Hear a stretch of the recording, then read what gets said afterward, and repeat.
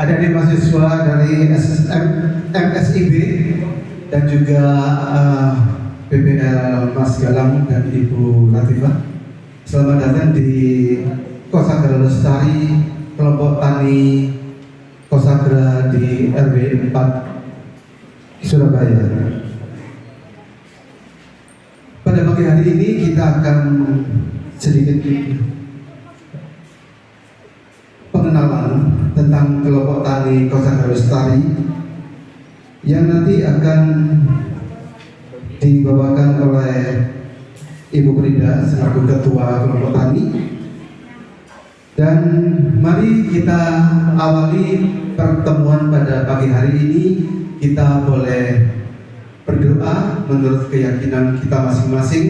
Kita mohon berkat agar acara kita dari pagi sampai nanti siang boleh berjalan dengan lancar.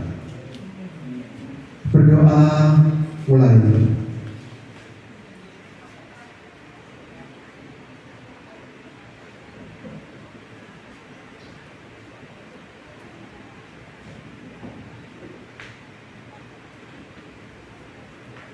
Selesai. Terima kasih. Baik, pada pagi hari ini kita akan memulai saja jam 9:10 kita memulai acara pengenalan kelompok tani dengan sambutan dari Bapak Galang selaku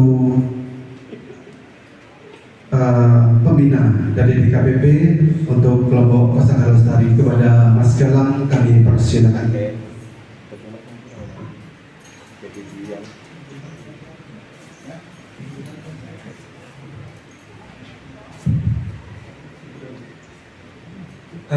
Terima kasih. Assalamualaikum warahmatullahi wabarakatuh. Selamat pagi untuk teman-teman semua. Yang saya hormati Bu Frida selaku Ketua Kelompok Tani beserta anggota. Kemudian yang saya hormati para mentor dari MSIB posisi pendamping teknis tanaman hortikultura dan juga Bu Rotipa, serta rekan-rekan mahasiswa yang saya sayangi maupun yang tidak.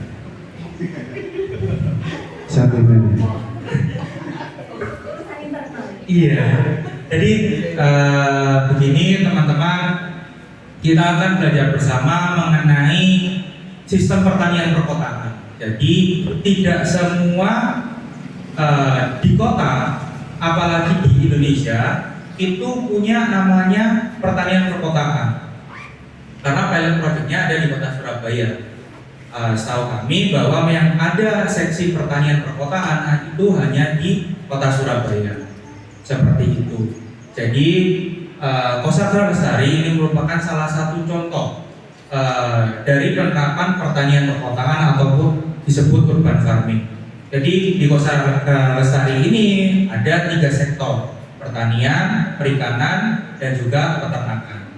Untuk lebih lanjutnya nanti akan disampaikan oleh Bu Ketua, Bu Frida. Jadi nanti yang akan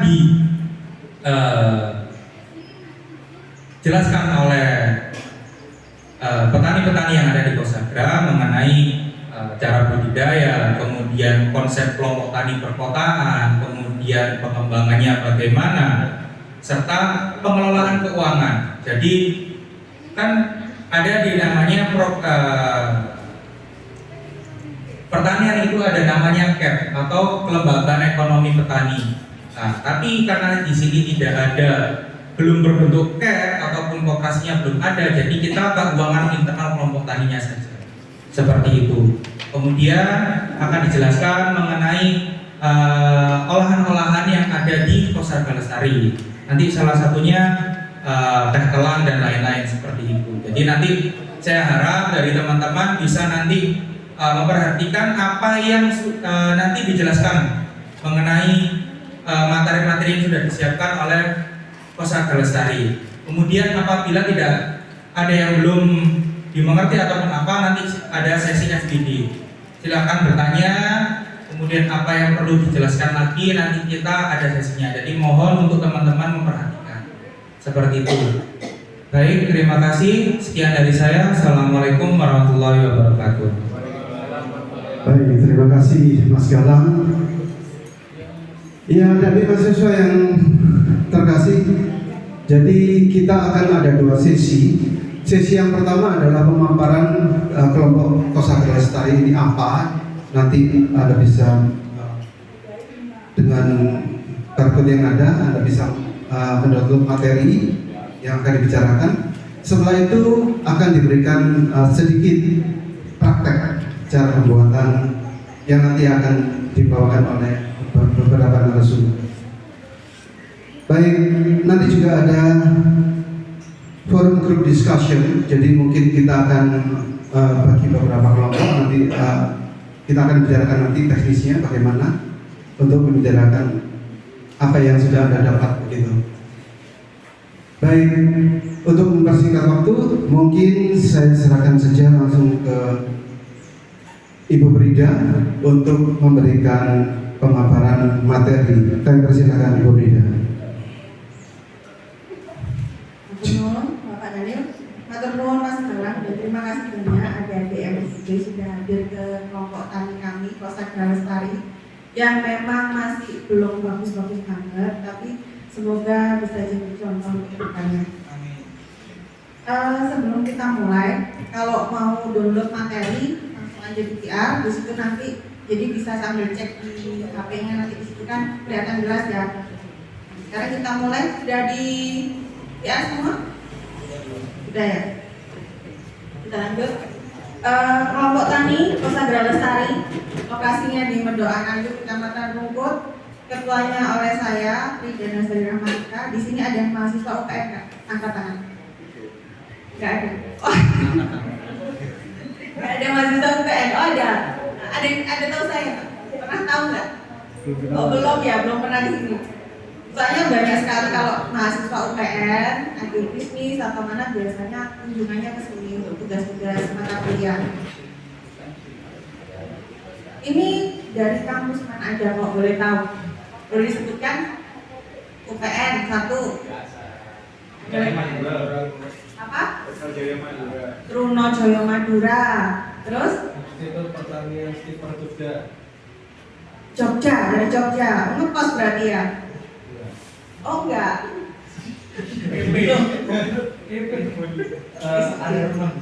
Oh, saya pikir begitu. Terus mana lagi? UPN Jogja, Bu. Hah? Oh, UPN Jogja. Terus? Jadi ada cuma 4 ya? Ada lagi kita dari UB. Universitas? Di mana itu? Oh, di Banten, 5 ya. Ada lagi? Yang jauh, yang jauh? Lawang. Universitas Karawang. Nah, ada lagi yang paling jauh nggak?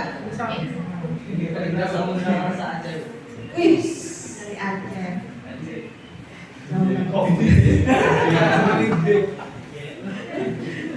Ngekos berarti semua yang di sini luar kota ya? Iya.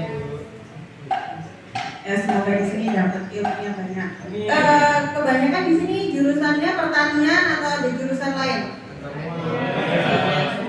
Pertanian semua, oke.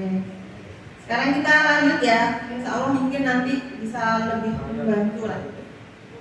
Nah ini kata pengantar aja ya. Saya sebagai ketua kelompok taninya. Jadi awal mulanya di sini itu dulunya dari UPN itu mengadakan pelatihan. Nah, pelatihan itu mengenai hidroponik.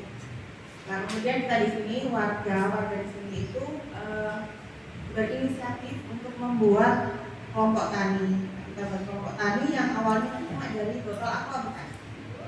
Dari botol aqua bekas. Dari sana kita juga ya urunan 10.000, 20.000. Dari sana kita kelola dari hidroponik aqua bekas tadi dengan sistem hidroponik dan sistem itu. Kemudian kita jual dari sawi yang dari botol aqua bekas tadi yang harusnya kan murah ya. Kita jual 5.000, 10.000. Kan dapat banyak. Kita kembangkan lagi. Terus alhamdulillah kita kan juga mohon support dari dinas, dari KPP. Kita tuh dibantu entah dari pelatihan, dari satgas. Saya sampai boleh duduk dulu ya.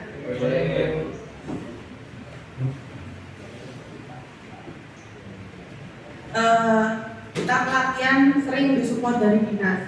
Jadi kita semua ini nggak ada yang background pertanian, nggak ada. Saya sendiri backgroundnya orang teknik, jadi nggak tahu sama sekali mengenai pertanian. Semuanya cuma basicnya dari Google, dari YouTube, sama pelatihan dari dinas.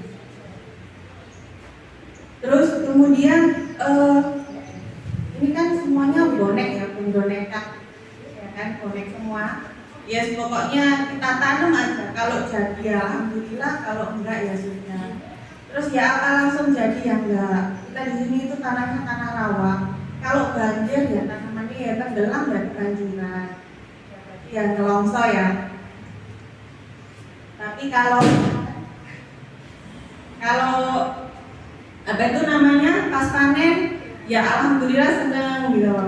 Nah itu kita mulainya dari situ, dari tanaman hidroponik, kemudian kita kembangkan ke konvensional. Karena sebelumnya itu kan di belakang itu, kalau sekarang kan bagus ya, sebelumnya di belakang itu bebatuan rawa yang banjir, banyak ular juga, hewan-hewan, dan juga tanahnya nggak subur. Nah kita minta bantuan ke dinas PU, ya kan, untuk tanah dari PU itu. Di sini kita minta, kemudian diuruk. Di sini alhamdulillah itu kok tanahnya subur, dinas dari PU itu. Kita tanami pelan-pelan, dan kemudian dikembangkan, dapat bantuan juga dari dinas, disupport juga dengan CSR dari BRI. CSR dari BRI alhamdulillah kita ada pembangunan juga, pembangunan greenhouse 2, pembangunan hutan dan pendopo. Itu sangat mendukung sekali untuk kegiatan kelompok tani ini. Kita di sini lokasinya di Medayu Selatan 5, nomor 15. Luas lahannya kurang lebih 900 meter persegi. Ada pertanian, perikanan dan peternakan. Terus 1100 meter persegi itu untuk yang sudah no kosong. Kemudian prasarananya kita itu ada 3 greenhouse, tapi bukan greenhouse yang besar ya, kita greenhouse-nya kecil.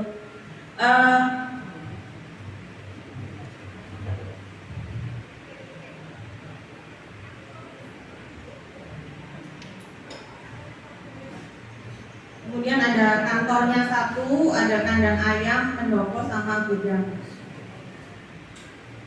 Visinya kita itu apa? Visinya kita itu ya mensejahterakan anggota kelompok tani. Kebanyakan kita di sini itu saya ibu rumah tangga, kedua itu lansia. Kebanyakan itu lansia di atas usia 50 tahun.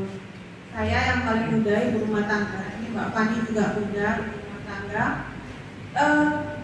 Berkegiatan lah untuk lingkungan sekitar. Gimana caranya kita bisa menghijaukan lingkungan, kita bisa menanam tanaman sendiri, bisa dimakan untuk lingkungan sendiri, dan juga bisa membantu kesejahteraan semua. Kan di sini lansia itu kan juga butuh apa ya, produktif. Kalau cuma di rumah aja nggak ada pergerakan, itu kan nanti yang sakit lah apa. Nah, dengan adanya kelompok tani ini kita itu jadi berkegiatan.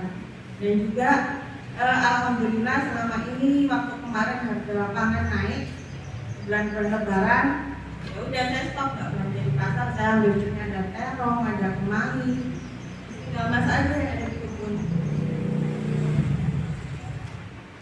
Dan juga kami berfokus juga pada kegiatan pertanian, perikanan, UMKM, yaitu pengolahan bahan-bahan pertanian, perikanan dan peternakan. Kita buat lebih nilai ekonomisnya lebih tinggi. Bukan cuma jual sayuran fresh aja atau ikan fresh aja.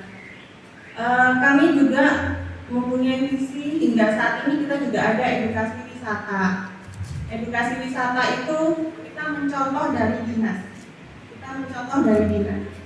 Dinas itu kan ada agromini wisata ya. Kita di sini beberapa kendala TK-TK, sekolah-sekolah PAUD yang di lingkungan Surabaya Timur, memang kalau ke dinas itu gratis. Tapi ongkos transportnya kan mereka bayar sendiri. Nah kadang kalau dari sini ke sana kan transportnya juga mahal. Nah berarti mereka edukasi wisatanya ke daerah dekat sini aja. Alhamdulillah kemarin banyak juga kunjungan TK-TK ke sini, edukasi wisata. Kami mencontoh konsepnya dari DKPP. Kita cas per anak 10.000, banyak sekali peminatnya. Dan juga mereka juga pernah ke dinas. Mungkin kayak butuh suasana lain.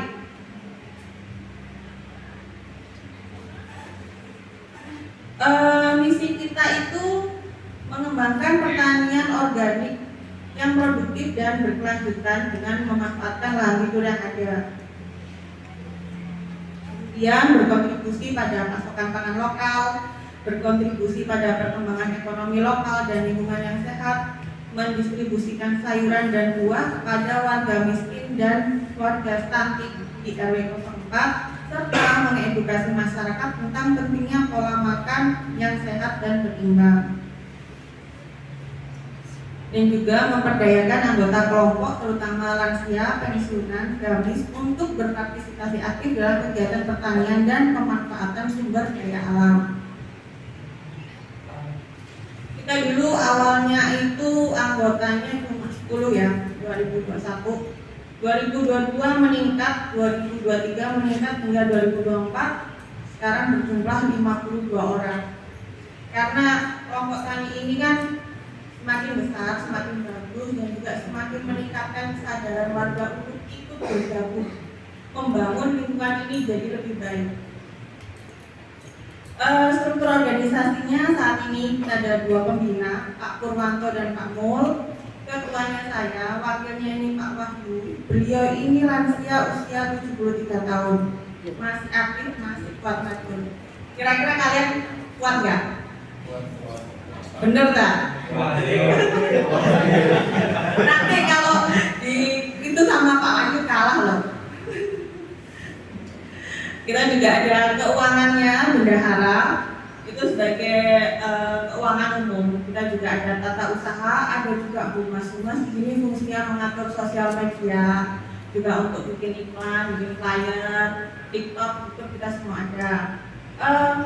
Bidang juga kita bagi, ada bidang pertanian, itu Pak Nugroho, perikanan Pak Fikri, peternakan Bu Iin, juga ada seksi usaha. Seksi usaha ini dibagi banyak lagi, ada seksi usaha pertanian, perikanan, olahan, dan segala macam. Juga ada seksi acara kalau ada kegiatan seperti ini atau edukasi wisata. Kemudian ada seksi perlengkapan. Jadi ini apa ya, hampir sama lah seperti perusahaan ya. Cuma di sini memang secara legalitasnya belum ada. Sektor usaha tadi sudah dijelaskan, kita ada pertanian, perikanan, peternakan, usaha olahan dan edukasi wisata. Nah, di sini pertanian itu kita sudah menanam banyak sekali ya. Ada dari sayuran hijau, itu ada bayam Brasil, kale, kubis, terong, sawi, banyak lah. Bayam merah. Yang kemarin terkenal tahun lalu itu melon. Kemudian kita sekarang juga berfokus ke organik. Kita benar-benar mengurangi penggunaan pestisida, tidak menggunakan pestisida sama sekali. Kita pakai pesnat dan juga pupuknya kita pakai pupuk dari kotoran kelinci, kotoran ayam, dan juga kotoran kambing. Saat ini totalnya sudah 35 gulutan sayur dan buah, 2 gulutan toga, ada juga 2 modul hidroponik besar dan 1 modul hidroponik sedang, dan 10 modul hidroponik kecil. Untuk perikanan, kita ada perikanan, ada ikan lele, ada nila kekar, nila lokal, patin, gurami. Sekarang ada semua. Kita menggunakan 2 metode, satunya kolam dari kampung, satunya KJA. Ini hasil ikan kami semua di sini. Foto-foto ini nggak ada ambil dari internet, semuanya asli 100% dari kita. Ini peternakan, saat ini adanya ayam, tapi kelinci ini sedang proses pengembangan. Ini juga kalau kelinci untuk mendukung kegiatan edukasi wisata. Anak-anak itu kalau edukasi wisata kalau masih makan kelinci suka. Nah ini edukasi wisata ya kan, terinspirasi dan terdorong dari edukasi wisata ini di agrowisata DKPP. Dengan mencontoh program tersebut, meningkatkan kesadaran. Jadi kegiatannya itu memang kita berbayar 10.000, tapi kita buatkan seperti acara biasanya kadang ngumpul pertama senam, anak kecil ya, sambil jalan dulu. Kemudian jalan-jalan keliling kebun, mengenalkan sayur apa dipegang gitu. Itu keliling lagi ke ayam, memberi makan ayam, memberi makan ikan, memberi makan kelinci. Kalau sudah pulang, nanti bertanam. Jadi kita siapkan benih. Ini tergantung ya yang ada. Besok tanggal 5-6 itu ada kunjungan dari PKL Pajar, sudah kita siapkan benih semua. Jadi nanti di benih tadi, bukan benih ya, sudah jadi ya. Sudah jadi itu benih ya berarti ya. Bibit ya. Bibit. Sudah jadi itu kita pindah ke polybag yang lebih besar, terus dibawa pulang. Dibawa pulang itu tadi tanamannya. Jadi 10.000 tadi sudah kasih makan ikan, ayam, kelinci, sudah pengenalan sayuran dan bawa tanaman dari sini. Itu anak-anak semangat banget, senang banget. Apalagi di sini beragam ya. Banyak kayak tanaman hidroponik, mint kan baunya seger, disuruh motek, baunya oh ini mint ya. Produk olahan kita banyak. Tapi untuk saat ini memang kita produk olahan lagi kosong karena memang kemarin kebutuhan produk fresh itu tinggi.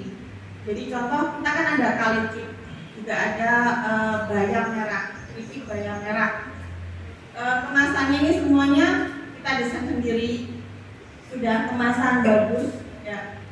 Termasuk stiker-stikernya semua itu saya yang bikin semua sendiri.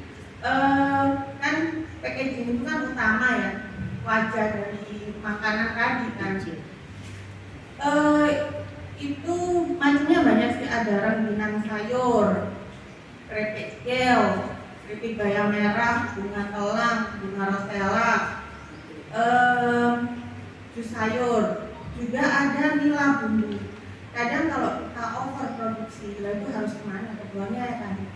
Nah, yaitu kita bentuk produk olahan, kita simpan di freezer. Saat edukasi wisata, itu kan biasanya kan sama orang tuanya kan. Nah, otomatis anaknya edukasi wisata, orang tuanya belanja. Jadi kita tuh nggak sampai kita tuh overproduksi. Jadi memang ada kebutuhan produk segar, tapi saat produk segar tadi itu berlimpah, ya kan dibuatnya ke produk olahan. Sedang pengembangan saat ini mau bikin sosis sayur. Nah, bakso pelangi. Bakso pelangi itu bisa dari sayur hijau ya, wortel, bunga telang juga bisa, ungu, jadi bisa buat bakso pelangi. Kita kemas frozen. Kemudian ada nugget dan ayam kampung. Ini untuk rumah ke depan. Juga kadang kita tuh sering menerima parcel sayur. Ya, parcel sayur. Jadi kadang-kadang orang itu nggak mau buah sayur parcel. Di parcel itu dibatasi itu harganya 50.000. Kita kemarin supply ke BRI waktu itu. Kita supply banyak. Jadi mereka komunitas berkegiatan kan biar kalau paket sayur itu kan cantik kan ya.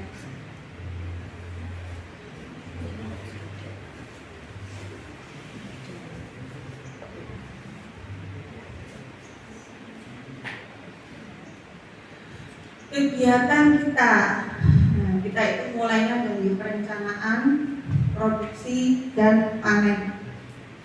Jadi yang perencanaannya itu ini udah mulai bosen ya. Nah, kita mulai ke perencanaan. Kita pertanian ya, pertanian aja tak jelaskan. Nanti kalau peternakan, perikanan nanti tinggal dibaca sendiri. Pertanian itu kita lihat dulu dari tanahnya. Biasanya kan setelah panen itu kan tanahnya kita diamkan. Kita lihat dulu tanahnya tadi oke enggak, maksudnya gembur enggak. Kalau enggak ya berarti harus kita pupuk lagi, tes lagi sampai bisa ditanam. Kemudian kita cek iklim. Kayak kemarin tahun lalu awal ya Desember kita memaksakan tanam melon. Padahal sudah 3 kali tanam di tanah itu. Ternyata hasilnya ya kan, karena mungkin unsur haranya, walaupun sudah tetap dipupuk ya. Ternyata ya bakteri, bukan bakteri ya, virusnya apa yang semuanya sudah terlalu masif di dalam tanah, jadi merusak pertumbuhan dari si tanaman tadi. Terus kemudian kita harus memilih tanaman yang cocok dengan lahan dan iklim. Juga kita harus menyusun jadwal tanam dan rotasi tanam. Itu tadi kita harus dirotasi tanaman ini, nggak bisa di saat itu juga. Kalau nggak dirotasi ya itu jelek sayurnya. Terus kita harus menghitung biaya. Memang di sini semua anggotanya itu sukarela, tapi kita harus menghitung kita selama ini biar nggak sia-sia kan tetap harus ada keuntungan, itu harus dihitung juga. Kemudian kita masuk ke produksi. Produksi ini kalau semuanya kelihatannya tahu ya, kalau ini kan secara teorinya paham semua ya. Produksinya ya dari mengatur irigasi, hama dan segala macam, kemudian panennya, kapan waktu panen, teknis panen, penanganan pasca pengemasannya juga, dan juga distribusinya ke pasar. Saat ini kita kalau pasca panen ya, kita itu biasanya melalui online juga warga sekitar, dan juga dari edukasi wisata tadi, bukan cuma sebagai sumber pemasukan tapi sebagai marketing untuk kita. Jadi kan anaknya bawa tanaman ke rumah, orang tuanya tahu, oh di mana, oh di dekat sini, akhirnya mereka belanja di sini. Jadi edukasi wisata tadi itu banyak gitu, bukan cuma menghasilkan uang 10.000 aja, tapi benar-benar meluas sebagai pemasaran apa ya, soft selling ya istilahnya ya.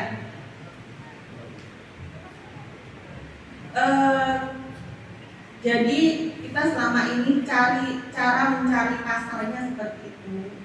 Terus dengan adanya DKPP, akhirnya saya kenal namanya kelompok tani lain. Saat ada kebutuhan yang di sini nggak ada, biasanya saya cari ke kelompok tani lain. Kan emang dong, ada customer order kita nggak ada, dan kalau nggak kita layani, hilang itu customernya. Nah, alhamdulillah dengan adanya DKPP, saya jadi kenal banyak kelompok tani lain yang kadang-kadang overproduksinya itu beberapa yang akhirnya saya ambil dari mereka. Hasil usaha ini kan laba bersih dan donasi. Jadi sebenarnya kemarin itu nominalnya tak tampilin, sebenarnya kita nggak tak tampilin. Jadi kita itu laba bersih ya per bulan nggak banyak sih, nggak banyak per bulan kita itu laba bersih sejelek-jeleknya 2 juta. Dan kalau laba paling tinggi 9 lah, kita pernah mencapai 9 juta laba bersih sebulan. Nah ini itu naik turun ya dari Juni 2023 hingga April 2024. Kenapa kok dia rendah banget? Kenapa kok dia naik banget? Karena memang kita kan tergantung panen. Panen itu kan nggak setiap bulan. Terus iklim juga kadang nggak mendukung. Nah terus yang untuk bulan Januari, Februari, Maret kan kita masih kecil banget kan kelompok taninya. Sekarang kan sudah mulai naik merangkak ke atas. Jadi alhamdulillah pemasukan sejelek-jeleknya kita itu selalu di atas 2,5. Terus ya apa hasil usahanya tadi buat apa ya, kita buat pembangunan. Terus kita juga konsisten memberikan bantuan kepada warga sekitar, kayak bantuan stunting ini kita kasih lele 1 kilo, ikan nila yang sudah dibumbu. Kadang kan mereka males ya dikasih ikan mentah ya, kita sudah bumbuin, tinggal goreng. Kita kasih sayur, kadang kita siapkan sudah matang kita pilih. Kadang-kadang itu orang dikasih nggak mau, walaupun nggak mampu ya, walaupun warga kita tuh nanti belinya atau belinya, padahal cuma kasih sayur, kadang-kadang itu kan gitu ya, kita kasih matang. Nah ini beberapa prestasi dari kita. Juara harapan, juara 1 dan juara 1 lomba melon. Demikian kalau informasi mengenai kelompok tani. Itu saja dari saya. Apabila ada pertanyaan, monggo pertanyaan nanti kita lanjutkan sesi selanjutnya. Assalamualaikum warahmatullahi wabarakatuh.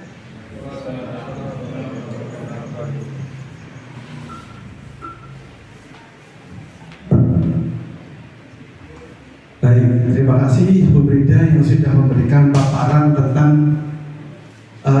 profil dan kegiatan yang sudah dilakukan. Sudah mulai ngantuk? Ya, yang belakang saya malah ngantuk sendiri ya. Ya, boleh berdiri sebentar? Ya, boleh berdiri sebentar. Kita berjalan dulu ya. Katanya saya tanya, Mas Galang ada ya? Nggak punya, ya sudah kalau itu saya buat sendiri saja. Kasur boyo aja. Kasur boyo tahu kan ya? Ya, ada salah satu teman Anda yang memakai kaos kasur boyo tadi memang saya lihat ya. Apa singkatannya kasur boyo? Ya, kampung sayur Surabaya. Baik, kalau saya katakan MSIB bilang aku tetap semangat, ya. Kalau saya bilang sebelah kiri, bilang kamu harus semangat. Nah, kalau saya bilang sebelah kanan, bilang ke sebelah kanan, kamu harus semangat. Oke? Ya, sambil senyum dong supaya giginya nggak kaku. Ya. Oke, kita coba ya. MSIB. Aku tetap semangat. Aku semangat ya. Ya, udah semangat ya. MSIB. Aku tetap semangat. Sebelah kiri.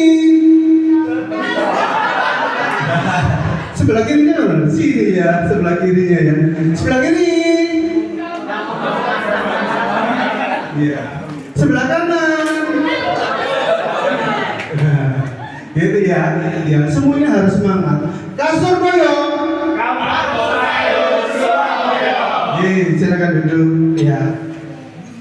Ya, tadi terima kasih Bu Rida sudah menjelaskan begitu lancar dan menjanjikan ya, profit gitu ya. Padahal yang ngelakon ini setengah mati ya. Gagal kena hama itu kita pusing. Kenapa kok bisa ya kan? Tahu-tahu ayamnya mati. Kenapa kok ayamnya mati? Oh, ternyata jemurnya kelamaan. Kelupaan ya, namanya lansia semua ya. Habis dimandikan seger dijemur biar seger, ditinggal sampai sore. Aduh iyo, bumi dari sana loh. Nah kok ayamnya nggak mati? Iya, lupa masukkan. Ya seperti itu ya. Kacang panjang, tomat ya, tomat putih, serbuk putih. Mau diapakan ini? Ya kan? Kita tidak berani memakai pestisida yang kimia. Kita berusaha supaya tanah kita juga tidak terkontaminasi. Kita berusaha untuk pakai yang apa bu? Pestisida nabati. Nabati. Kita pakai pestisida nabati. Jadi kita buat sendiri ya. Kemarin buat pestisida nabati ya. Itu yang kita semprotkan. Jadi macam-macam ada bawang putih, ada jahenya, ada gula merahnya, ada ya. Ya itu mungkin ada lebih ahli dalam pembuatan itu ya. Ya boleh kita dibantu kalau memang adik punya ilmu ya. Baik, ya mungkin kita bisa lanjutkan dengan acara tanya jawab dulu. Oke, baik kita berikan kesempatan untuk adik-adik mahasiswa rata-rata semester 4 ini ya, masih separuh ya. 6 ya. Wah ya. Dan canggih semua pertaniannya. Iya, masih setengah lebih dikit gitu ya. Tapi kita doakan semua akan lulus kumlaut semua. Jangan doain. Ya, baik kita kasih kesempatan untuk tanya jawab. Untuk memulai bisa saya pilih sektor sebelah kiri dulu. Monggo siapa yang mau bertanya, ada bonusnya nanti. Paling tidak minuman talam. Ayo, siapa yang bertanya? Oke, silakan. Bisa diperkenalkan. Assalamualaikum warahmatullahi wabarakatuh. Perkenalkan nama saya Lukman dari Trunojoyo Madura. Yang ingin saya tanyakan di hasil usaha itu. Hasil usaha kan tadi yang di laba bersih mengalami naik turun. Nah, apakah sudah ada langkah-langkah untuk mengatasi hal tersebut? Terus kemudian karena naik turun tadi kan dipengaruhi oleh adanya kondisi panen dan pasca panen, itu maksudnya bagaimana? Kondisi panen itu bagaimana dan pengolahan lahan itu bagaimana kok bisa mempengaruhi produksinya itu tadi? Terima kasih. Atau sangat. Kita ini kan sebenarnya pertaniannya itu baru berjalan 2 tahun, hampir 3 tahun. Jadi kalau dibilang kita itu ahli, masih jauh dari ahli. Masih semester 6 ya, sama kayak kalian ya. Gini, kita dulu kenapa naik turun? Yang pertama ada kendala seperti banjir, ya lahan yang benar-benar tidak bisa ditanam. Kadang-kadang hama yang terlalu masif, jadi kita terpaksa harus stop dulu semua biar nggak terlalu apa itu namanya nanti jadi ledakan hama. Terus tadi pertanyaannya itu kenapa naik turun ya? Oke. Jadi kendalanya seperti itu, banyaknya masalah-masalah seperti ledakan hama, kemudian kita juga lahannya sempit, kita kan lahan perkotaan. Naik turunnya itu karena memang ada yang nilai jualnya itu tinggi. Di bulan Agustus 2003 kita panen melon, karena harga melon kan nilai ekonominya tinggi, otomatis laba kita tinggi. Tapi kita itu nggak bisa setiap saat menanam melon, itu nggak bisa. Kita paksakan pun hasilnya juga nggak bagus. Di bulan November Desember itu kita tanam melon, tapi kenapa kok labanya nggak bisa seperti Agustus? Karena memang kita paksakan dan juga kita belajar karena kita kan belum pernah tanam melon sama sekali. Kalian kan tahu ya, dengan tanaman kan kita selalu belajar. Ada aja masalah ya, ada aja kendala. Makanya selalu naik turun. Nah terus gimana sih cara solusi mengatasinya? Kita selalu tiap bulan ya dengan pertemuan. Di sana kita melihat ke belakang. Ada masalah apa itu? Kenapa kok turun? Kenapa kok turun? Kita cari solusi. Kemarin kebanyakan yang tahun lalu Juni 2023 itu kita itu terlalu diforsir untuk kimia. Kita terlalu diforsir pestisida kimia. Ternyata kok tambah jelek gitu. Lama-lama itu akhirnya tanahnya semakin jelek. Ini jangan sampai akhirnya nanti jadi nggak bisa dipakai sama sekali lahan ini kan. Akhirnya 2024 ini kita sudah benar-benar stop dari kimia, benar-benar stop kita pakai.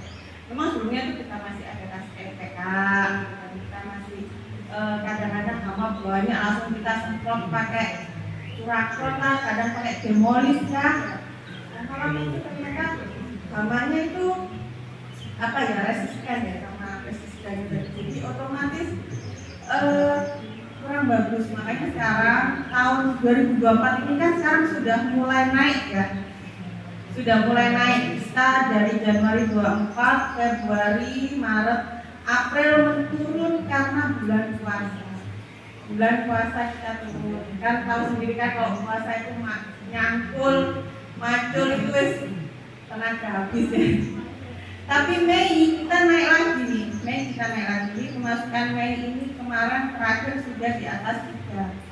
Tapi karena belum akhir bulan, jadi nggak saya laporkan di sini. Biasanya nanti akhir bulan dari seksi usaha kasih laporan.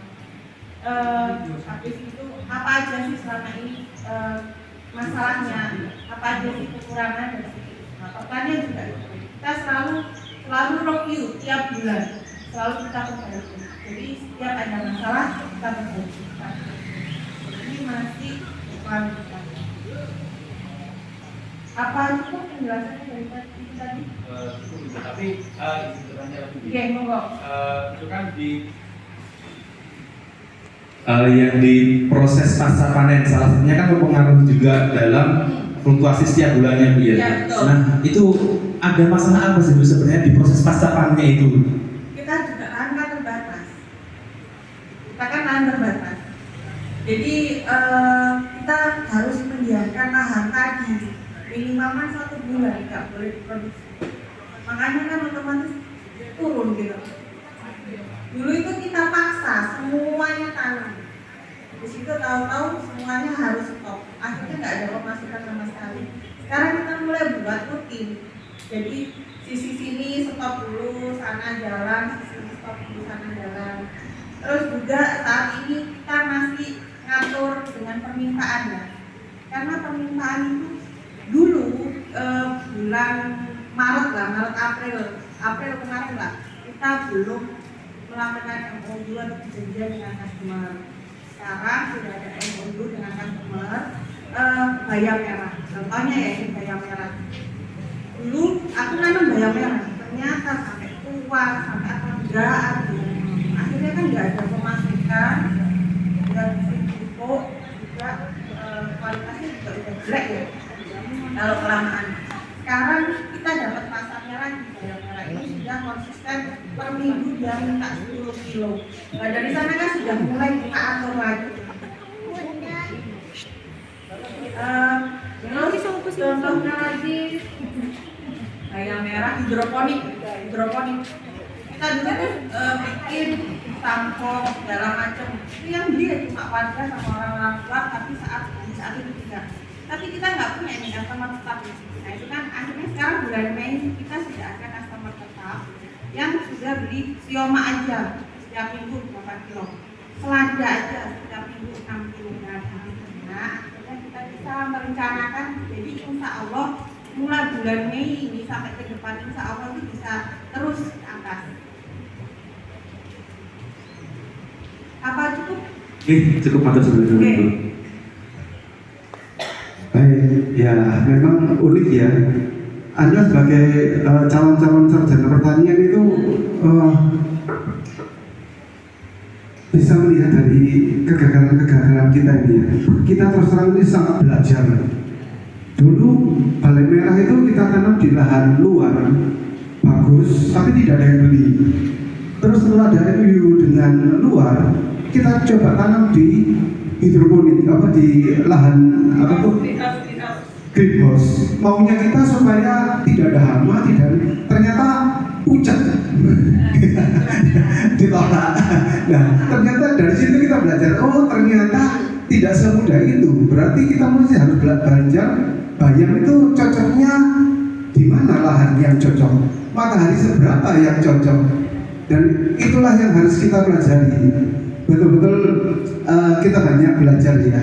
Jadi misalnya Lombok juga, Lombok terlalu rimbun juga nggak mau bagus, keriting semua daunnya. Kenapa? Terlalu padat, semua berebut antara satu pohon dengan pohon lainnya, saling berantulah terus. Jadi dia nggak buah-buah gitu ya.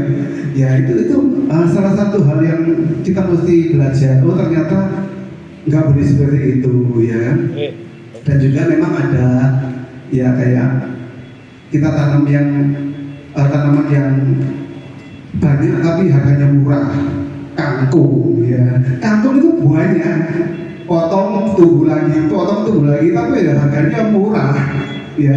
Kita coba tanam melon sudah bagus, kita mencoba semangat, dikasih pupuk yang lebih, layu dari atas sampai bawah, layu semua ya padahal kita sudah waduh iki bakale wanen duit kok pakai mana kantongnya itu kok belum mana layu ini seperti itu ya.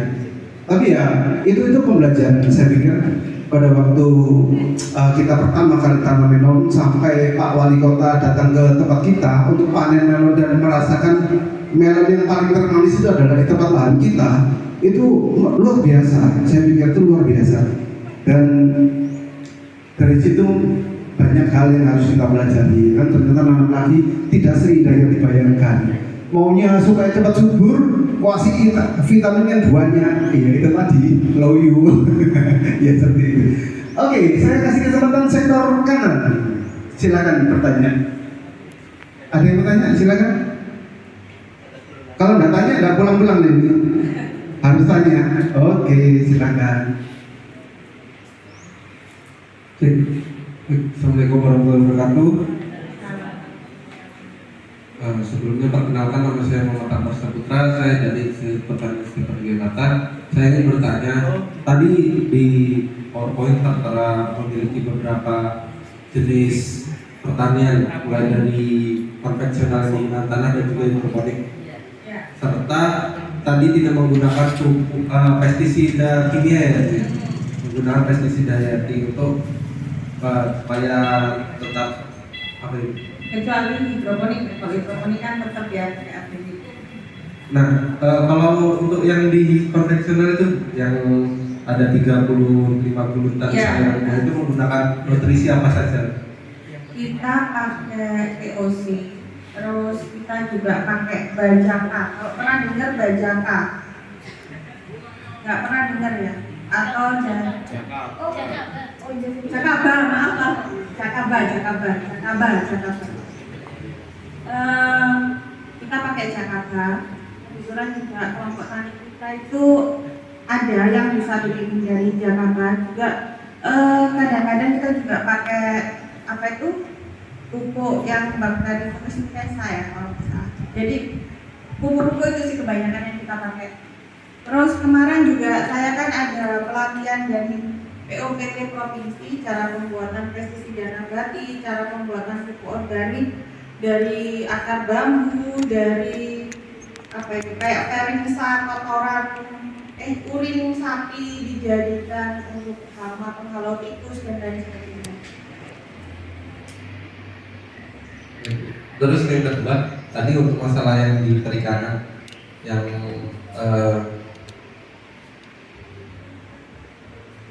mengenai pengolahan limbah dari perikanan tersebut itu bagaimana ya Bang? Berhubung tadi kan ada beberapa kolam. Kalau yang di kolam bawah itu kan kolamnya tetap ada airnya, itu kan sebenarnya bosom ya, bosom juga airnya itu diam. Jadi limbahnya ya sudah jelas turun ke bawah, ya kan? Kita sudah itu. Kemudian airnya itu kita pakai siram-siram. Jadi selama ini kita pengairannya dari bosom di sebelah. Di bosom sebelah ini air dari bosom itu kita alirkan untuk pertanian. Insya Allah kemarin musim kemarau juga kita nggak pernah kehabisan air. Irigasinya selalu lancar. Terus untuk yang di kolam bundar kita buang ke parit. Nah parit tadi itu di sekitar hutan. Jadi kita ada got paritnya itu di jalan utama kanan kiri sama yang di belakang greenhouse. Jadi kalau air pembuangannya ikan tadi langsung masuk ke parit, otomatis kan menyerap ke dalam tanah. Ya kan itu bisa sebagai pupuk dan juga memperbaiki untuk tanahnya tadi. Terus hanya untuk limbahnya aja ya. Kalau untuk limbah dari contoh kita ayam ikan tadi kita jual dalam bentuk bumbu, nila bumbu ya. Itu kan kotorannya kita buang ya, separuhnya apa ya? Itu kita rebus jadikan makan ayam. Kita rebus, kita campur sama dedak jadikan makan ayam. Itu kan tinggi protein yang eman kok dibuang. Jadi kok dibuang langsung juga kan bahaya. Kita rebus, kita jadikan makan ayam. Ya, direbus. Satu lagi Bu, saya tiba-tiba mengajar di sini dari pakan fermentasi ayam itu bagaimana itu maksudnya? Itu kita pakai tempat yang peternakan. Kita pakai tempat peternakan. Jadi kita pakai air beras, kadang air beras kita campurkan air 4, kadang lebih juga organik kita campurkan. Itu biasanya seminggu ke 2 minggu ya sudah mulai kelihatan kita kasih makan ayam. Yang jelas jadinya nanti ayamnya nggak terlalu bau kayaknya, pupuknya tidak terlalu bau. Kita pakai yang EM4 peternakan. Sebenarnya ada juga selain EM4 itu pakai apa ya, gula sama apa ya, saya lupa. Ada kok. Jadi bukan EM4 itu kan produk ya. Ada kok. Apa sih saya lupa. Jadi yang dari bisa lah nanti tanya ke bagian peternakan. Oh itu terima kasih. Ya. Baik, yang suara cewek mana ya? Suara cewek belum ada yang tanya ini. Ayo, siapa yang mewakili? Yang lainnya monggo. Tanya apa aja. Ayo, siapa yang mau tanya? Oh, laki-laki. Iya, monggo silakan.